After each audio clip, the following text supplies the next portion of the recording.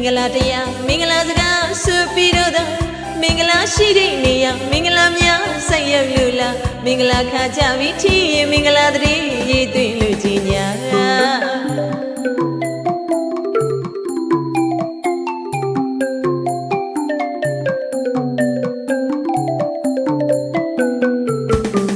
မြို့နေတရွာလုံးပီတိတွေဖုံးလို့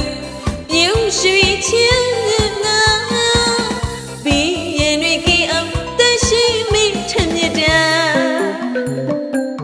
မင်္ဂလာပါအသေးထောက်မယ်နော်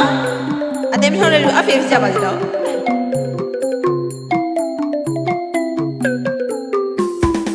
မြို့နေတရွာလုံးပီတိတွေဖုံးလို့ပြုံးရွှေချင်းနာဘီရင်တွေကင်းအောင်တရှိမိမိမြတ်တရားတိမ်ဝင်ဝဆိုပြပါဆိုပြမယ်တိမ်ဝင်ဝကအမင်းမြိတ်ဆိုပြမယ်နော်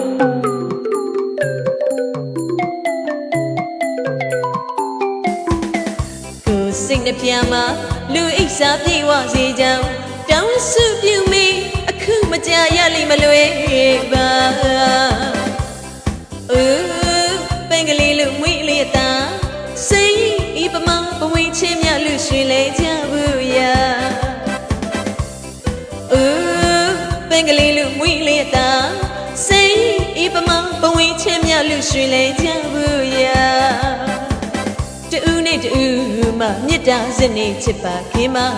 မင်းတို့သစ္စာစကားလေးဆိုပါဤတို့မှသာစိတ်ရောက်ကိုပါအင်းကြီးချင်သာရှလီအခုမတရားအဖျားပြကောင်းတဲ့ကောင်းခြင်းသူမင်္ဂလာ